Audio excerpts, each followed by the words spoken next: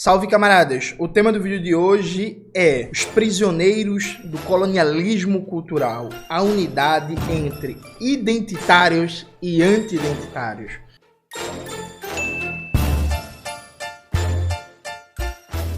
Antes de começar propriamente o tema do vídeo do canal, quero muito agradecer a você que ajuda a manter e melhorar nosso canal a partir do Apoia-se. Seu apoio é fundamental para a gente continuar o nosso trabalho. Veja, eu vou voltar num tema que eu já escrevi muito sobre isso. Já falei em podcast, já falei em palestra. Recentemente saiu um texto meu na revista Jacobina, na edição Raça e Classe, que eu faço esse debate. Coloca na tela, Maxwell, por favor. Eu falei sobre isso no vídeo Os Bastidores da Eleição de 1989, Lula, Brizola e a Rede Globo. Falando mais uma vez, veja que coisa curiosa existe no Brasil. Existe no Brasil, nesse momento, uma briga de dois grupos que são iguais. Que é isso? Há no Brasil um grupo que é chamado de identitário e outro grupo que se autodenomina de anti-identitários, né? Aí você tem, no Brasil, correntes do movimento negro liberais ou conservadoras profundamente adaptadas à dinâmica capitalista. Então, por exemplo, quem segue as correntes garveístas, né, inspiradas no Marcus Garvey, é um conservador,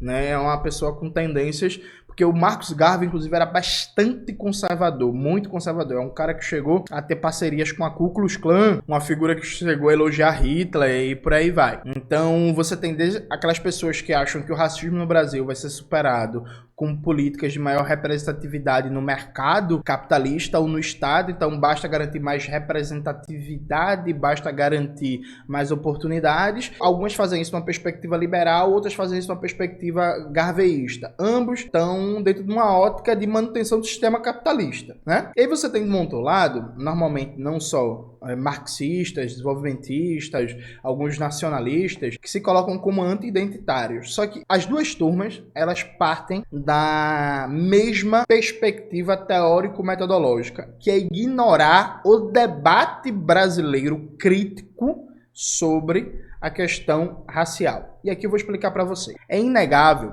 e a gente tem vários trabalhos debatendo isso, o papel de organizações como a Fundação Ford para influenciar e pautar o debate racial brasileiro. Isso acontece desde os anos 50, mas se aprofunda, né, a partir dos anos 80. Então existe sim uma agenda de organizações como Fundação Ford, Fundação Rockefeller, Banco Mundial, FMI, para pautar e para influenciar o debate sobre a questão racial no Brasil. Esse debate, muito influenciado pelo imperialismo, que se configura na prática como um colonialismo cultural, ele não tem só uma orientação política liberal, porque às vezes isso aparece como elemento mais determinante. Ele tem como elemento central a ideia de americanizar, ou melhor dizendo, transplantar o debate estadunidense para o Brasil. Então a ideia é pensar as relações de raça e pensar as políticas antirracistas desde um prisma estadunidense. Então é um elemento central que não é intercâmbio, inclusive acadêmico, não é intercâmbio de ideias, é colonialismo cultural mesmo, é assim.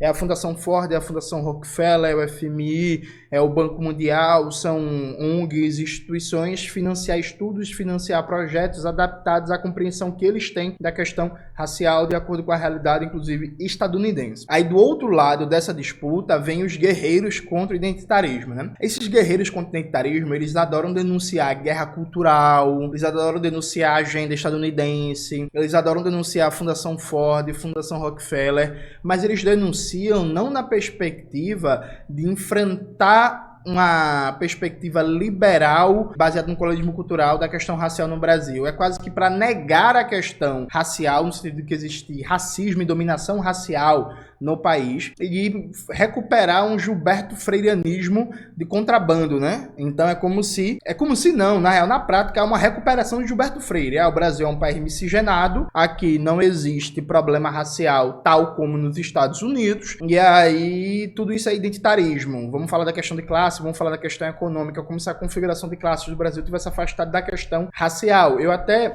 gravei um vídeo no canal fazendo uma crítica ao Mangabeira Unger, que para mim é uma expressão perfeita e acabada disso, que é negar o que ele chama de identitarismo a partir de uma agenda do Partido Democrata, colocando no lugar um debate tosquíssimo, que é um debate a lá Gilberto Freire sobre a miscigenação, sobre um povo moreno e que por causa disso não teria racismo, ou não teriam barreiras raciais no Brasil. Veja, essas duas tendências, elas concordam no esforço de deixar apagado do debate público brasileiro a produção intelectual de intelectuais negros e negras, socialistas, comunistas e nacionalistas anti-imperialistas. E não só intelectuais negros e negras, também intelectuais brancos que publicaram sobre isso. Então, assim, eu já contei isso no canal, em entrevistas, eu cheguei a romper amizades de gente que entrou nessa onda de continentalismo, e parece que não existe racismo no Brasil, né? Parece que não existe racismo no Brasil.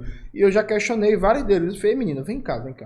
Beleza, você é continentalismo. O que é que tu tá lendo de Clóvis Moura? Vamos lá? Isso é continentarismo. O que é que tu tá lendo de Clóvis Moura?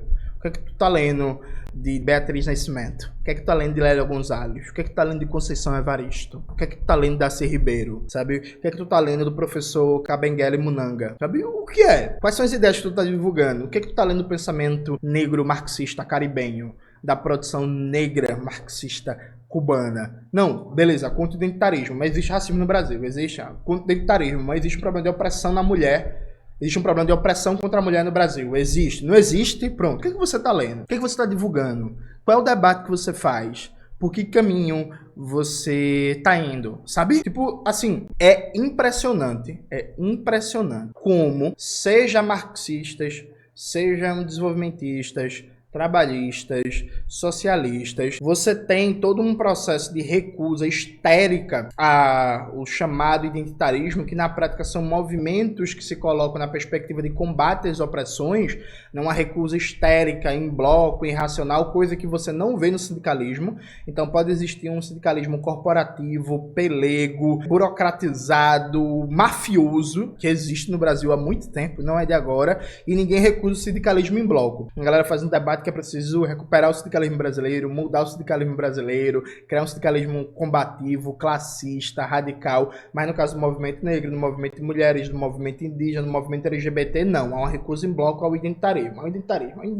Então, assim, pode reparar, vá nas páginas do seu guerreiro continentarismo favorito. Vá na página, assim, nas redes sociais. Vá no canal do YouTube, vá ver no Instituto de Estudos sobre a América Latina, que ele dirige, vá ver, vá procurar e procure para ver se tem a divulgação de pensadores e pensadoras comunistas, socialistas, nacionalistas revolucionários que pensaram a questão racial. Não tem, sabe? Tipo assim, quem é que tá fazendo um movimento, e eu já falei isso em vídeo no canal, quem é que tá fazendo um movimento de resgatar e valorizar a obra de Clóvis Moura? Muitos estão ligados à editora Dandara, de São Paulo, que está republicando a obra de Clóvis Moura. Você vai ver, são basicamente pessoas negras. Quem é que está fazendo o movimento, por exemplo, de debater criticamente a questão racial na obra de Alberto Guerreiro Ramos? Quem organizou o livro sobre escritos de Guerreiro Ramos sobre a questão racial foi o professor Muriatã Barbosa, né? Que é um homem negro, que não é um desses guerreiros contra o identitarismo. Quem é que está fazendo um movimento para resgatar autores do marxismo negro caribenho? Não é nenhum dos guerreiros contra o identitarismo. A editora Dandara está publicando um livro agora sobre o tema, muito importante. Há muito tempo publicou Como a Europa Subdesenvolveu a África, do Walter Rodney, um livro histórico importantíssimo. Coloca na tela, Maxwell. O livro do Walter Rodney é quase que o manifesto meio que da teoria da dependência no continente africano. Você já viu algum desses guerreiros contra o identitarismo divulgar esse livro, falar da importância, dizer que tem que ser lido e por aí vai? E do lado dos meus queridos e queridas amigas trabalhistas, tem muito guerreiro contra o identitarismo, né, no trabalhismo, muito mais pelo aspecto do cirismo, né? Você já viu eles divulgando, estudando, debatendo a obra de Lélia Gonzalez? A obra de Abdias do Nascimento, que inclusive foi vice-presidente nacional do PDT. A obra do Abdias tem vários problemas, mas era isso, era um trabalhista. Vocês já viram eles divulgando e debatendo a obra do Joel Rufino dos Santos, que inclusive numa palestra fala que o trabalhismo é a corrente mais adequada para pensar o socialismo no Brasil, porque tem raízes nacionais. Eu nem sequer concordo com isso, mas era isso. O Joel Rufino dos Santos era um cara muito próximo ao brizolismo, um cara que tem uma relação ali com o trabalhismo, e é um cara que pensou a questão negra no Brasil um dos intelectuais mais importantes do século XX. Vocês já viram, por exemplo, essa galera divulgar a obra do Darcy Ribeiro, as reflexões do Darcy Ribeiro sobre a questão racial no Brasil e na América Latina? Inclusive os debates do Darcy sobre a questão indígena. Então, assim, há um elemento que há uma unidade objetiva aqui. Presta atenção, tanto o liberalismo no âmbito do movimento negro e as correntes conservadoras no âmbito do movimento negro ligados ao garveísmo, como os anti-identitários, ambos têm uma unidade que é ocultar a produção crítica nacional brasileira sobre a questão racial. Eles concordam no fundamental. Ambos trabalham para que você não saiba quem foi Clóvis Moura, Lélia Gonzalez, Cláudia Jones, Harry Hood.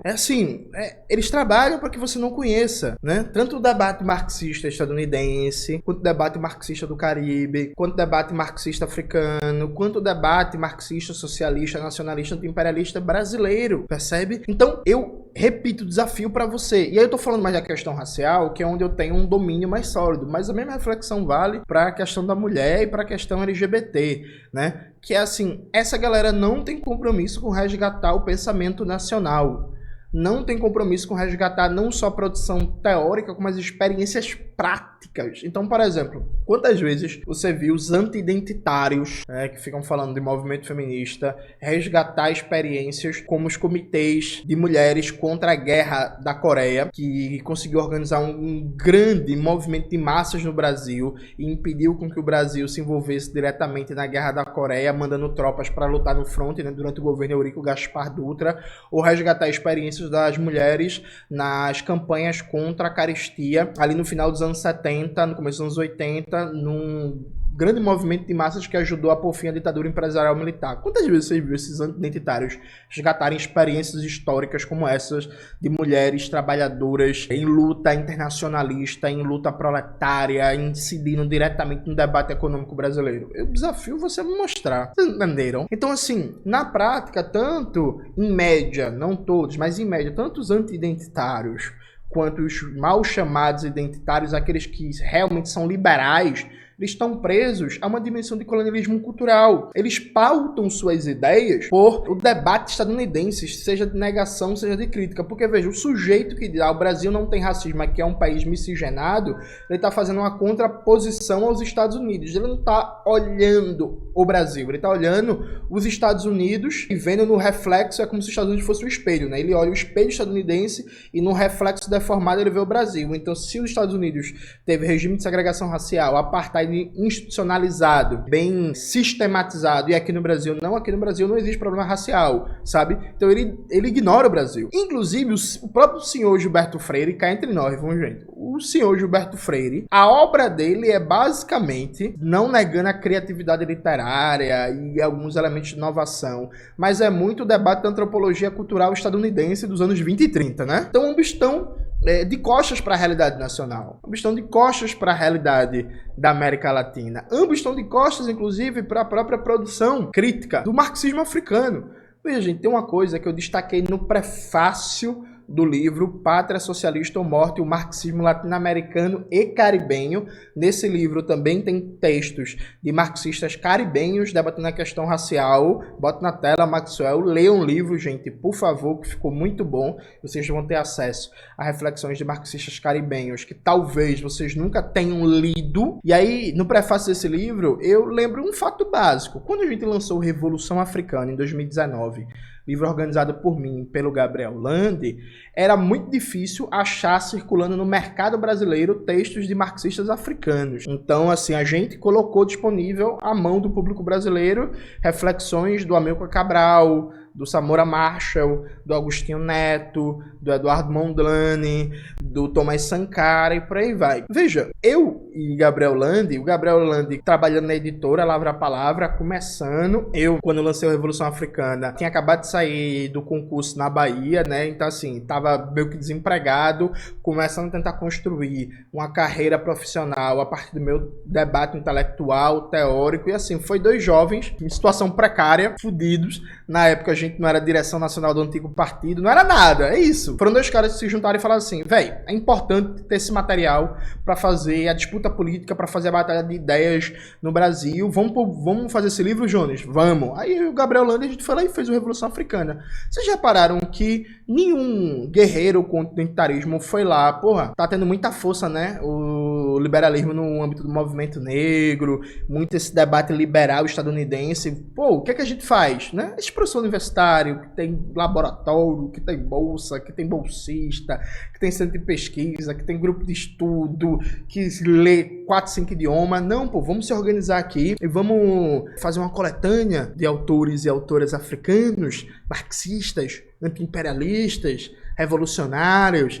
nacionalistas. Vamos trazer esse debate aqui para o Brasil para melhorar a situação da reflexão. Fizeram não, viu, gente? Quem fez foi eu e o Gabriel Landi. Então, veja, nesse debate todo, e eu prometi para vocês na semana passada, eu não vou conseguir fazer essa semana, porque a semana tá muito corrida para mim, mas eu vou fazer agora no começo de abril um debate com vocês a partir do texto que eu escrevi para Jacobina, né? Eu vou ler trecho do texto com vocês pra gente conversando, mas eu quero reforçar algo que eu coloco no texto, que é, gente, os guerreiros contra o identitarismo, eles acham que estão lutando contra a Fundação Ford, eles acham que estão lutando contra o Banco Mundial, eles acham que estão lutando contra a Fundação Rockefeller, mas na verdade eles são parte fundamental do colonialismo cultural, porque eles se negam a encarar a questão racial como um problema fundamental da luta de classes no Brasil, uma tarefa fundamental da Revolução Brasileira, e estudar e divulgar de maneira sistemática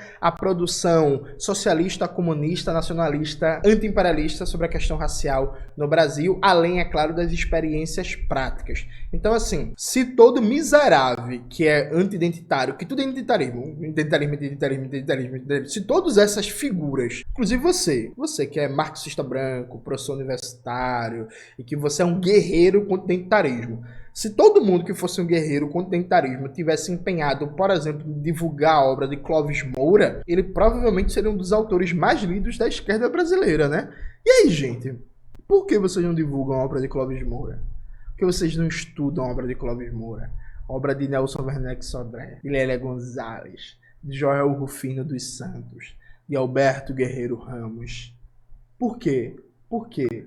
Vamos pensar juntos? Reflitam sobre isso e vamos continuar essa conversa em outro momento, que eu acho que é fundamental, sim, a gente combater o liberalismo no movimento contra as opressões, porque é fundamental combater o liberalismo como um todo e criar um pensamento crítico revolucionário brasileiro sobre a nossa realidade, um pensamento crítico, revolucionário e nacional que não despreza a produção teórica dos Estados Unidos, do Canadá, da Europa Ocidental, do Japão, de onde você quiser, mas um pensamento crítico que toma como prioridade se perguntar o que é que essa produção europeia, estadunidense, canadense é realmente útil para compreender a realidade brasileira. Veja, a gente deve ler tudo, mas a gente deve sempre ler se perguntando, isso realmente é útil para compreender e transformar a realidade brasileira, e não entubar tudo por moda, por hegemonia de ideias no ambiente acadêmico, no ambiente midiático e por aí vai. A gente tem que se fazer a pergunta, mesmo como critério teórico metodológico. Isso é útil? Isso é funcional? Isso é adequado para pensar a realidade brasileira? Acho que esse é o critério fundamental para a gente absorver todas as teorias, conceitos, absorver ou não, aliás, todas as teorias e conceitos que circulam aí pelo mundo. É isso, galera. Espero que vocês tenham gostado do vídeo de hoje do canal. Não se esqueça de se inscrever no canal, ativar o sininho, curtir esse vídeo, compartilhar e tudo isso que vocês já sabem. Um beijo e até a próxima.